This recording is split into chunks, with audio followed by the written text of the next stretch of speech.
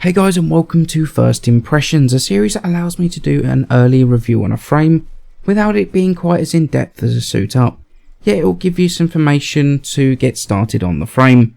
As we're deep in preparation for update 18, our frame to fill the time until that drops has been deployed into the game last night, and it's the first of the Chinese frames, Wukong. Now Wukong is not a deity that I was familiar with. I'm going to be totally honest with this. I know almost nothing about the lore behind him or the specifics of his character, so I am looking at him and coming at this just like I would any other frame, rather as someone that's familiar with Wukong and everything he represents. I want to make that perfectly clear here and now. If I say something looks dumb or feels dumb, it's me looking at him as a frame, not as a specific representation of that deity. I just want to make that clear. So Wukong, what can we expect from him in terms of his stats? Well, with 375 shield, 300 health at rank 30, he does have a fairly well balanced out amount of hit points. Nothing too special, but definitely not favouring one more than the other. There's a couple of areas where he's definitely below average. 150 energy pool at rank 30, definitely on the low end in terms of energy. And with a 0.95 run speed, he's definitely anything but swift like his profile would want us to believe. Add that to a fairly reasonable 225 armor, it's definitely rounding out his stats very nicely, if not on the low end for any of the brawler frames such as, Atlas and X-Gal, things like that. He doesn't really excel in any specific areas in his stats like some frames do, but they are definitely a very solid base to start on and to mod around. So with his stats being fairly average, solid but average, Wukong is all about his skills, right? Well, of course he is. His first ability is Iron Jab, where he will explode the iron staff to its true length, knocking down anything in its path. So pretty much what this ability does is he's going to do a quick jab forward with the staff. He will damage any enemy that it comes into contact with. Now if it doesn't kill the target, it will knock it down. In addition to that, it has a very small AoE around the target where he will knock down other enemies in that area. Now the ability actually does a pretty decent 800 damage standard. That can not only be increased by power strength mods, but like Atlas, it's also affected by melee mods. Now I've personally not seen this crit yet, but it does seem to get the damage boost from the Syndicate melee mods right now. So this means this ability actually does some pretty serious damage. About 30 minutes into a T4 survival, it was still doing 15 to 16,000 damage a hit. And that's taking into account the fact we had no corrosive projection as well. So this is not only, a bit of nice crowd control when you're in a bit of a pinch. You can just straight up kill things up to a pretty high level. The range on the ability of 10 meters, actually fairly reasonable for a melee attack. Although the AoE range of 2 meters is very small. And unless enemies are basically stacking up on each other, it's not really going to do very much. It's a very, very decent, very strong ability. One that I actually wrote off very, very early on. I'm glad I gave it a second chance. Wukong's second ability is Defy, where he will escape death by receiving a boost of health when killed. This ability is absolutely incredible. One of the strongest abilities in the game, without a doubt. Basically, when Wukong is about to die, Defy kicks in, giving him 75% of his health back each time it takes effect, but with a 75% reduced effect each time. So, with a max vitality, you've got 740 health. The first Defy restore is 555, the second one is 416, the third one is 312, and so on. So each time the restore becomes less and less effective. As well as this, your energy will be reduced to 75% of your max energy every time that your Defy activates. So if you're actually under the 75 energy, the energy reduction actually no longer applies at all. But in addition to being saved by that health restoration, you also get a brief period of time where you are completely invulnerable. Yeah, you heard that right, completely immune to damage, to allow you to get away, to live strike some health back or whatever, but you cannot be damaged in that period. Now, I'm going to be honest, when I first heard this ability, I wrote it off as a sort of inbuilt quick thinking, which it kind of is, but it is so much more than that. The ability itself isn't really affected by much, except for one crucial thing: duration. You can increase the duration of that invulnerability with duration mods up to a shade over 11 seconds with a full duration build. It's absolutely insane. 11 seconds of 100% invulnerability, and you can sit there being shot to sort of trigger Arcane Grace for your heals. You can pull out your sword for Life Strike, switch to your Furist to use the Winds of Purity mod, and to regain health after, well, all without worrying about dying. Even at high level, if you like, I mean, to be honest, if you're reviving, for example, or activating life support and you're being shot, well, no fear. Invulnerability will kick in and it will now mean you can do it in peace, even if they catch you mid-animation. I love this ability.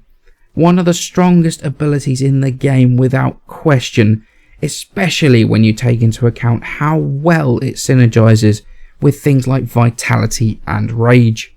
His third ability, however, just isn't. Cloudwalker allows Wukong to evaporate into a cloud of mist and float through the battlefield. Basically, much like Hydroid's puddle, Wukong becomes a cloud and can float around the map. He can fly up or down and can do almost anything except go through walls and lasers in things like spy missions. Now, when you class Cloudwalker, it has an AoE of about 8 meters around Wukong, where the enemies will be staggered. Now, it does seem to open those targets up to finishers with the stagger, but the chance of getting more than one enemy by activating and deactivating the Cloudwalker is sort of slim to none. So it's pretty much just for those situations when you're in too deep and you need that option of how to get out of that situation. Just pop Cloudwalker and fly out of there, or uncloak behind an enemy with that and use that short stagger to do a finisher. I honestly struggle to find a use for it other than that. It's no good for spies since it will get you past cameras, but it won't get you past laser grids, so it's not particularly helpful for that. I mean, I guess you could run deception missions completely stealth since you could pick up the data mass and go into Cloudwalker. But other than a get out of jail free card when you're in a situation, or to pick off one target at a time with finishers, I really don't see it being much use whatsoever. The ability itself is a toggled ability with duration attached to it, so after that initial cost, there is an additional cost for the amount of distance travelled, and that includes up and down, so that is something to take into effect while using this. The stun range is also affected by range mod, but with a base range of 8 meters, it's actually not that bad to begin with. So Wukong's fourth and final ability, Primal Fury, is where he summons the Iron Staff and unleashes Fury. So, where to start with this ability? Well, the ability does 250 damage per hit at base, which is obviously increasable by power strength. Then, like Iron Jab, it's also affected by the melee mods, although at the moment I can't really tell whether the Syndicate mods actually work on, that they do work on Iron Jab, but I don't know whether they work on Primal Fury. Even if, like Exalted Blade, well, the Syndicate procs don't work, and in fact, I don't believe the Syndicate mods in general work on Exalted Blade, so I would be very surprised if they worked on Primal Fury. Honestly, that's the ability, you know, Exalted Blade is what most resembles Primal Fury. It is pretty much just Exalted Blade with a slightly different mechanic. Instead of the wave, Wukong gets the ability for his staff to grow in length based on the amount of enemies killed in his current combo, which can be affected with the use of power range mods, although Prime Reach doesn't seem to affect it at all right now.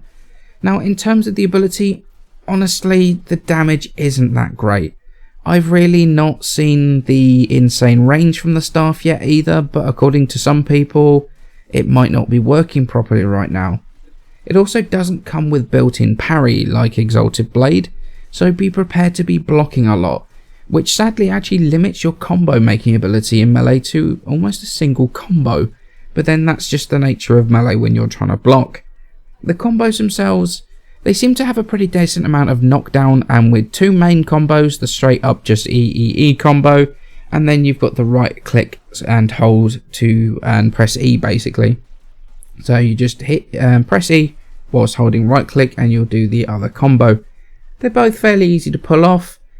Pulling off the one with the pause in the middle just isn't close to being realistic. So it's kind of a good combo, but actually pulling that off mid-combat, good luck with that. Much like Exalted Blade though, the staff does crit reasonably often, so crit build with Berserker plus the relevant elemental mods really does help to support the ability a lot. Personally, I'm pretty disappointed with Primal Fury, which, unlike Exalted Blade, it just doesn't justify being in melee mode over just using a rifle or something like that. The damage isn't terrible, but there's nothing to boost the damage like Exalted Blade has Radial Blind, so it just drops off very, very quickly. Personally, I'm not a fan of the visuals either. I find them too in your face, and the sound effects sound kind of cartoony and annoying, but that is really down to personal preference. Okay, so let's move on to starting to mod Wukong. Now it comes with a V on the aura, it comes with a D, and it comes with a dash. However, we're going to add 4 forma to it. We're actually going to change the aura to a D. Bit of a brave choice, I know, but I will explain that later. We're also going to add a dash and 2 Vs.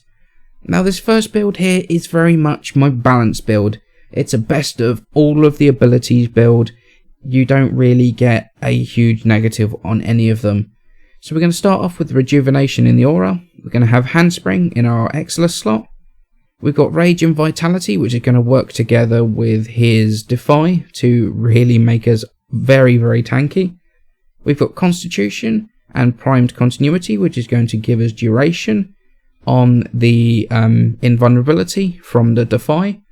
We've also got Prime Flow, which is going to work with the Rage and Vitality and Defy to give us a lot of energy. Fleeting and Streamline for the efficiency.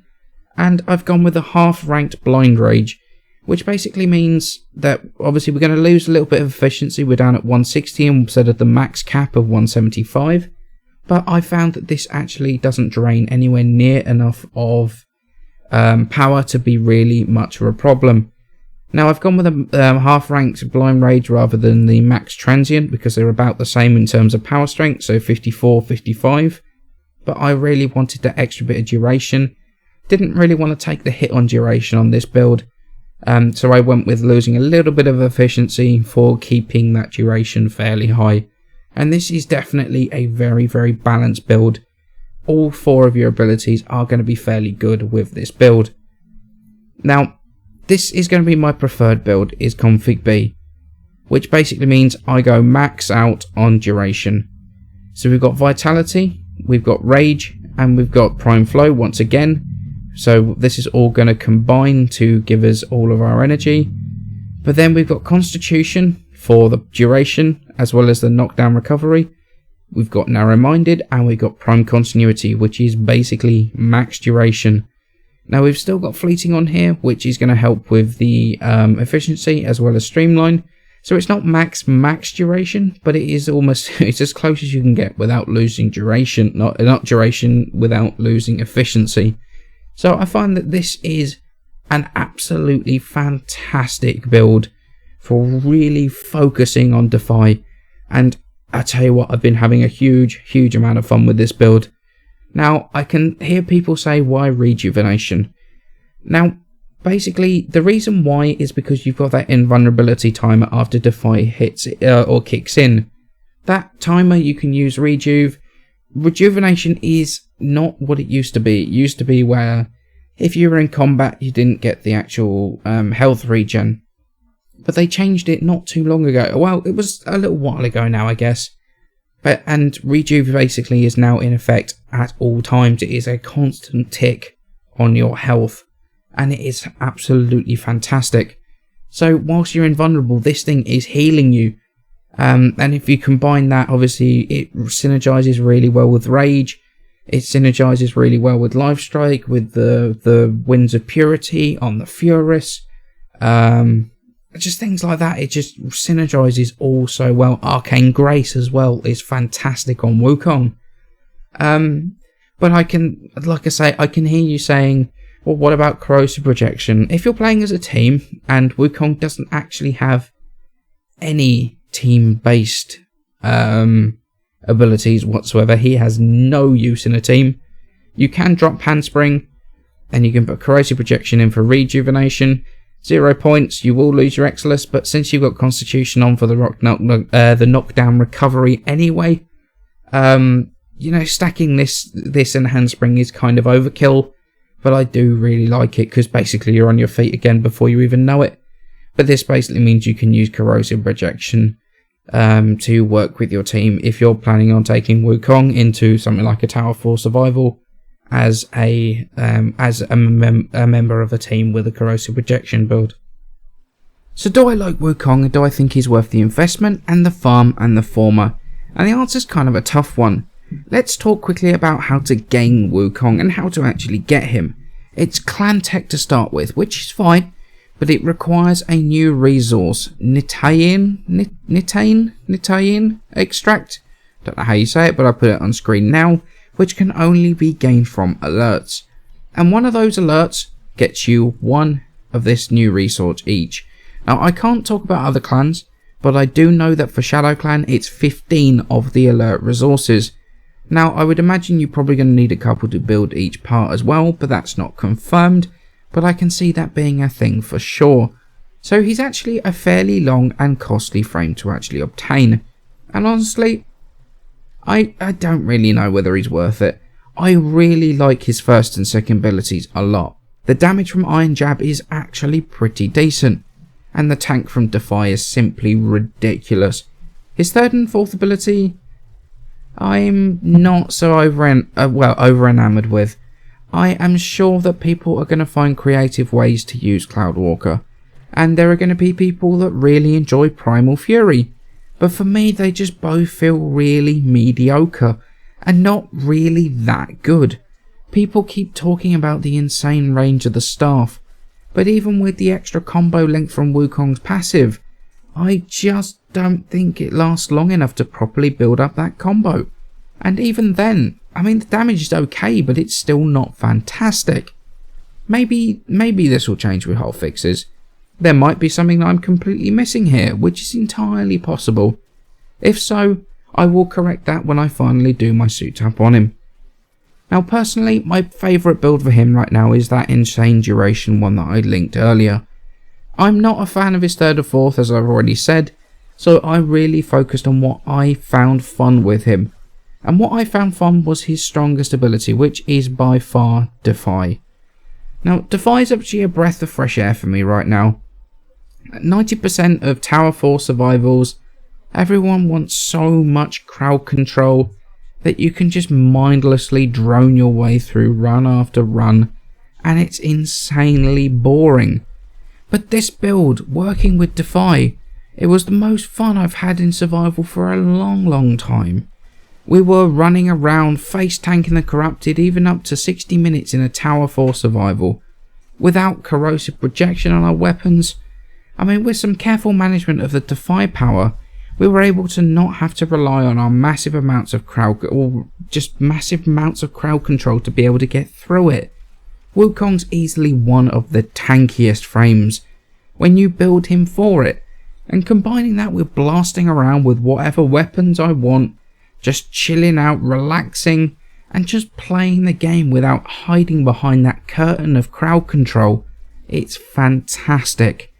So to sum up, I think he does need a bit of work.